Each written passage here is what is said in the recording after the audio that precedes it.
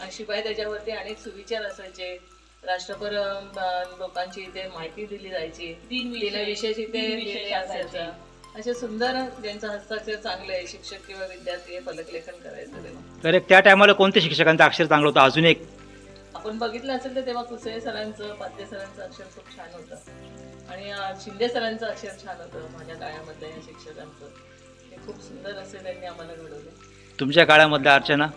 Bapat madam होत्या, Thombare madam होत्या, ह्यांचं अक्षर चांगलं होतं. ओके, खूप खूप छान माहिती देता तुम्ही. म्हणजे तुमच्या शाळेप्रती किती प्रेम आहे याच्यातून अधोरेखित होत आहे. आत्ताच तुम्ही तुमच्या मैत्रिणींच्याबद्दल सांगितलं, त्यामुळे तुम्ही भावूक झालेले आहात. कारण मैत्री शेवटी आपल्या आयुष्याला आधार देणारी असते.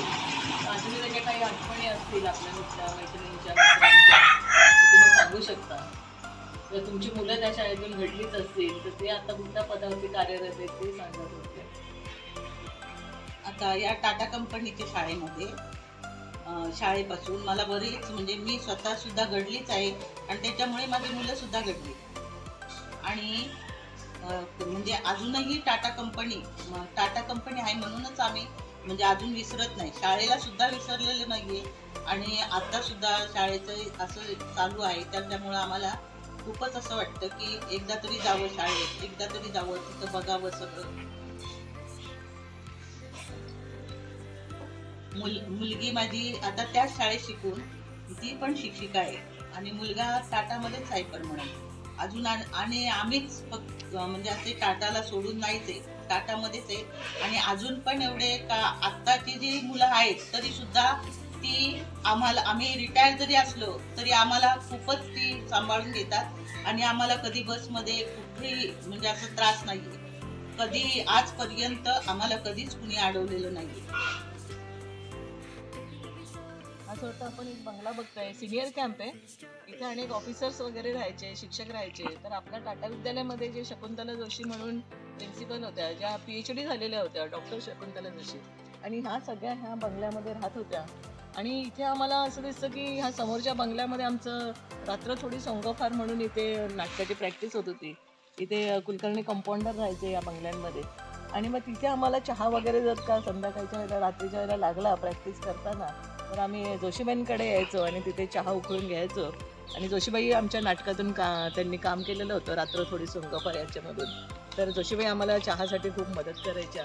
त्यांचे मिस्टर पण असायचे, त्यांना आम्ही आप्पा बोलायचो.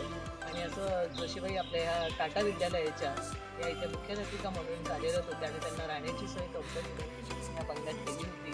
तर अशा ह्या मुख्याध्यापिकांना माझा शतशः प्रणाम.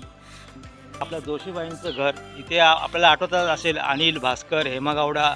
आम्ही इथे आम्हाला दर सोमवारी दूरदर्शन चॅनल तेव्हा बालचित्रवाणी असायची, तेव्हा ते आम्हाला इथं स्वतः इथं घेऊन यायच्या. आम्हाला ते बालचित्रवाणी दुपारी 2:30 वाजता लागायचं. तर असा जोशीबाईंचं घर आहे. जर अजून कोण इथं आलेलं आहे आणि त्यांनी त्यांच्या आठवणी असतील त्या आम्हाला जरूर सांगाव्या, हे आपणास नम्र विनंती. माझा बंगला दिसतोय हा आपल्या दवाखान्यामध्ये कंपाऊंडरचं काम करणाऱ्या सेवकांसाठी होता. तिथे मला वाटतं पहिले आपल्या साळगावकर बाई राहत होत्या. त्यांची विद्या ही माझी खास मैत्रीण होती. आणि त्याच्यानंतर मग राणे मॅडम आल्या.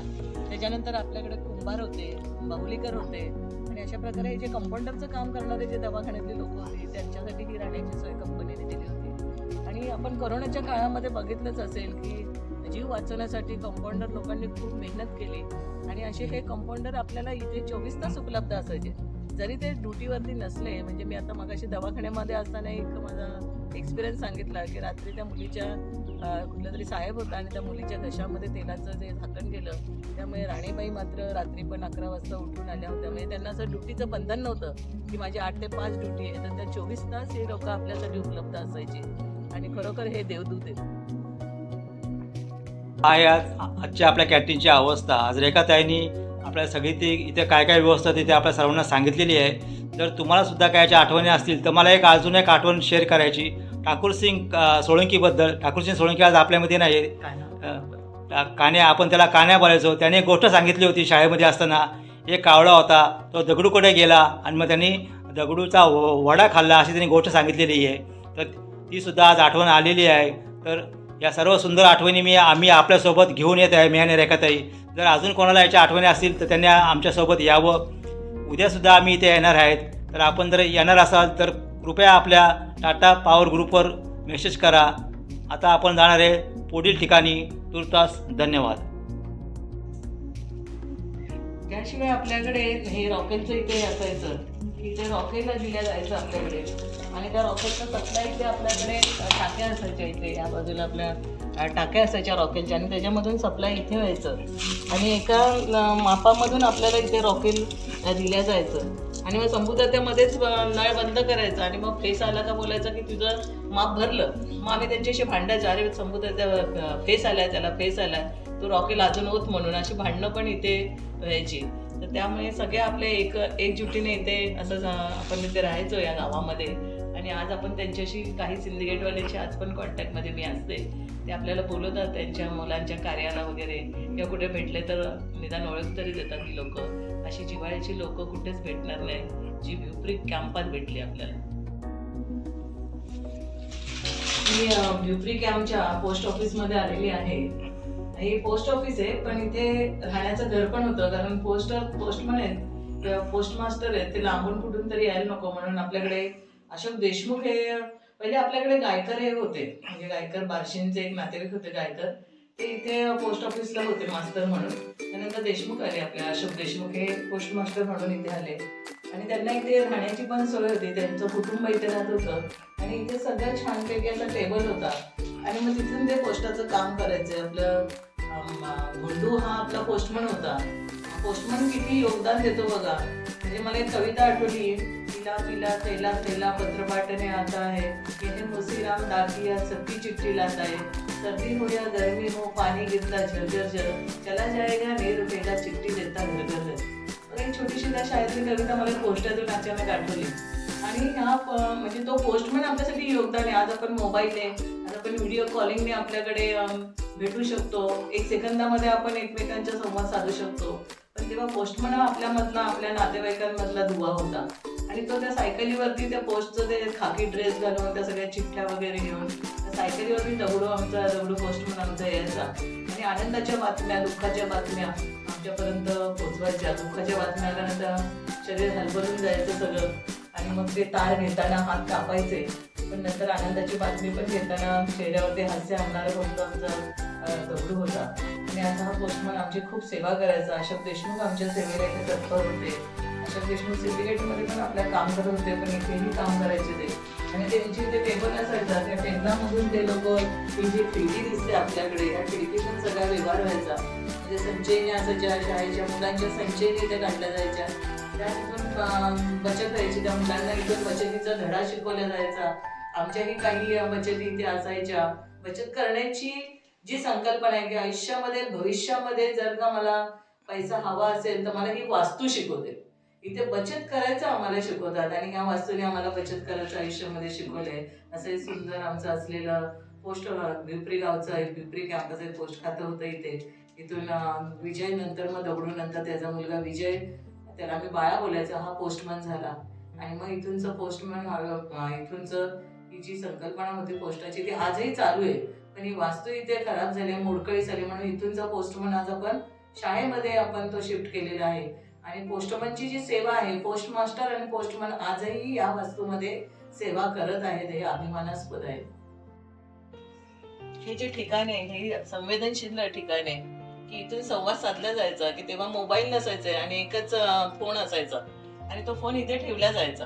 आणि जेव्हा मी क्लास घ्यायचे तेव्हा कधी कोणाचे इमर्जन्सी फोन आले तर माझी मुलं विद्यार्थी येऊन पण इथे मी त्यांना सांगायचे, जा रे बाळांनो, आपल्या घरोघरी फोन नाही येतो, कोणाचा इमर्जन्सी फोन असेल तर उचला, म्हणजे आम्हाला त्यांना मेसेज देता येईल. आणि ह्याची अशी आठवण आहे की मी जेव्हा टाटा विद्यालयामध्ये क्लर्क लागले तेव्हा मी जेव्हा इंटरव्ह्यूला मला 10 वाजता बोलवलं तेव्हा मी ह्याच वास्तूमध्ये मुलांचा क्लास घेत होती. आणि मला कुंजवणी साहेबांचा फोन आला इथेच आणि मी नेमका तो फोन उचलला आणि त्यांनी मला सांगितलं की रेखा तुझा आज इंटरव्ह्यू आहे, केडी जोशी तुझा इंटरव्ह्यू घेणार आहे, तर तुला जरी बँकेच्या डबल एंट्री वगैरे नसतील, तेव्हा काय बँकेशी व्यवहार नव्हता आपला, ते काही डबल एंट्री नसतील तुझ्या, तुला काही बँकेचे व्यवहार येत नसतील तरी केडी जोशींना मात्र सांगू नको, त्यांना मला सगळं येतं.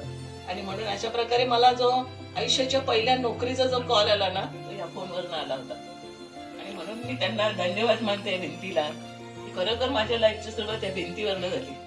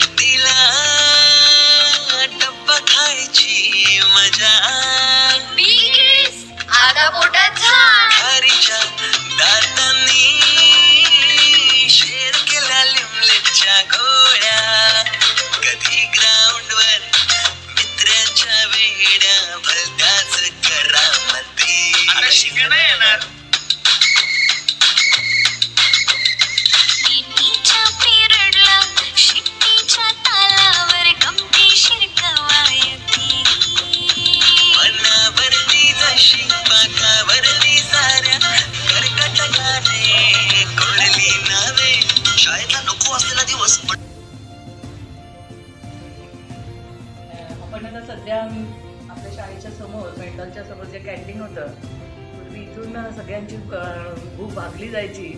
या कॅन्टीनमध्ये आपण या वास्तूमध्ये आलेलो आहोत आणि मी उभी आहे ती दगडू जोशीच्या या काउंटरवरती उभी आहे की दगडू इथे बसायचं आणि सगळ्यांना रागारागाने चिडचिडपणाने बोलायचं, सगळे त्याच्या डोक्याची गडबड करायची ऑर्डर देण्यासाठी की दगडू दादा आम्हाला पॅटीस दे, आम्हाला भावनगरी शेव दे, आम्हाला वडापाव दे, आम्हाला समोसा दे. बघा मनोजनी वडापाव पण आणलाय दगडूची आठवण म्हणून. इथे या वास्तूला आम्ही इथे अर्पण करून जाणार आहोत हे वडापाव इथेच, की त्यांना त्या वास्तू पण भुकेली असेल कदाचित ही, तर तिची पण आम्ही भूक भागवण्यासाठी इथे आलेलो आहोत आणि ते घेऊन आलं आहे मनोज आपला. ते मनोज धन्यवाद खरोखरच. या कॅबिनमध्ये मी उभी आहे ह्या काउंटरवरती की जिथे दगडू ऑर्डर घ्यायचा, पैसे घ्यायचा आणि खूप चिडचिडा असायचा हा दगडू असा. कारण बरोबरच आहे की सगळं एकच कॅन्टीन पूर्ण कॅम्पाचं आणि त्यामध्ये खूप असायची मुलं असायची, एम्प्लॉईज असायचे. काही शाळेतली मुलं मुली शनिवारी असले तर इकडे नाश्ता करायला यायचे, काही एम्प्लॉईज असायचे आणि त्याला खूप एम्प्लॉईज बडबड करायचे आणि त्यामुळे त्याचा स्वभाव असा चिडचिडा असायचा, तुडतुडा पण शरीराने असा तुडतुड्या इष्टीचा असायचा आणि असा हा दगडू असायचा. इथून 50 पैशामध्ये भावनगरी शेव मिळायचे आणि ती आम्ही शाळेच्या गार्डनमध्ये जाऊन खायचो. आपल्याकडे शर्माजी म्हणून होते, त्या शर्माजीचे बुंदीचे लाडू आज कुठेच अशी चव मी बघितलेली नाही. इतकी अफाट आणि इतकी सुपर अशी चव त्या लाडवाला असायची. तर वडापाव पण सुंदर असायचा आणि पॅटीस तर आज मी कुठेच असे खाऊ शकलेली नाही आहे. आजचे पॅटीस आपण बघितले असतील तर आपल्याला आवडतात, पण ही टेस्ट आहे ना ती कुठल्याही जगात मिळणार नाही आहे किंवा कुठल्याही शहरात कुठल्याही राज्यात मिळणार नाही. असा फुगलेला सुंदर असं पॅटीस आणि त्यासाठी इतकी ओढाताण असायची की आम्ही शाळेत असताना, मी क्लर्क असताना कमल मावशी माझी पिऊन होती, तिला मी ऑर्डर करायला सांगायची की जा कमल मावशी आपल्याला पॅटीस घेऊन ये. आणि 7:30 वाजल्यापासून कॅन्टीनच्या बाहेर गडबड असायची पॅटीससाठी दर शनिवारी. आणि मात्र दरवाजा मात्र दगडू 8 वाजल्याशिवाय अजिबात उघडायचं नाही. 8:30 व्हायचे तेव्हा दगडू आपला पॅटीस उघडायचा, जोपर्यंत त्याची ऑर्डर त्याचं करणं पूर्ण होत नाही.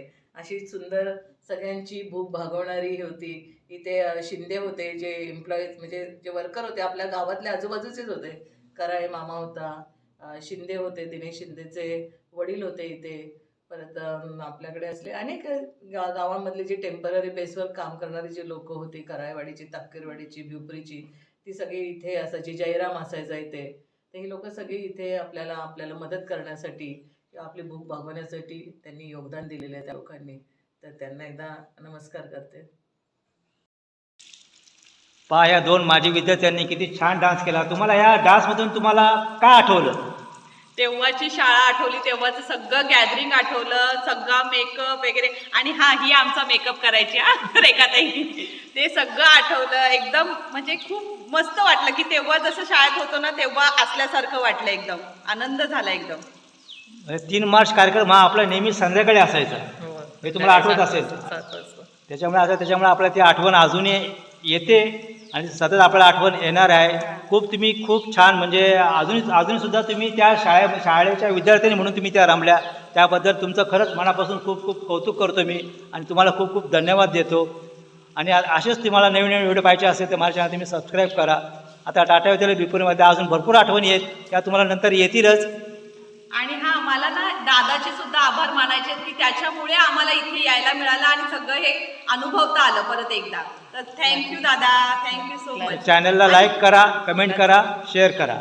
हा आणि ही जी रेखाताई आहे ना, ती आमचं आहे ना, खूप आम्ही लहान होतो एकदम शाळेमध्ये, तेव्हा ती ना आमचा 20 रुपयाला महिना असा क्लास घ्यायची. महिन्याचं फक्त होते फी 20 रुपये आणि ती आमचा क्लास घ्यायची. प्लस त्याच्यामध्ये शाळा सुटल्यानंतर आम्ही तिच्या घरी जायचो ना, तर ती बिस्किट आणि चहा पण द्यायची, म्हणजे ते फ्रीमध्ये द्यायची. म्हणजे 20 रुपयामध्ये आम्हाला क्लास परत बिस्किट चहा हे सगळं मिळायचं. थँक्यू. बिर्याणी 10वीला निरोप समारंभाच्या दिवशी आमच्या मुलांकडनं फक्त 2-2 रुपये काढून पोटभर अशी चिकन बिर्याणी द्यायला जायची.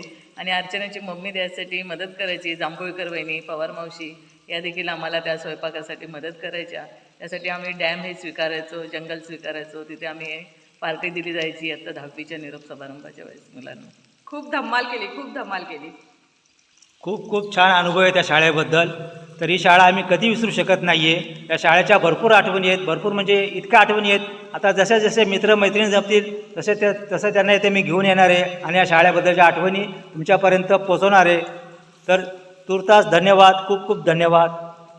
थँक्यू.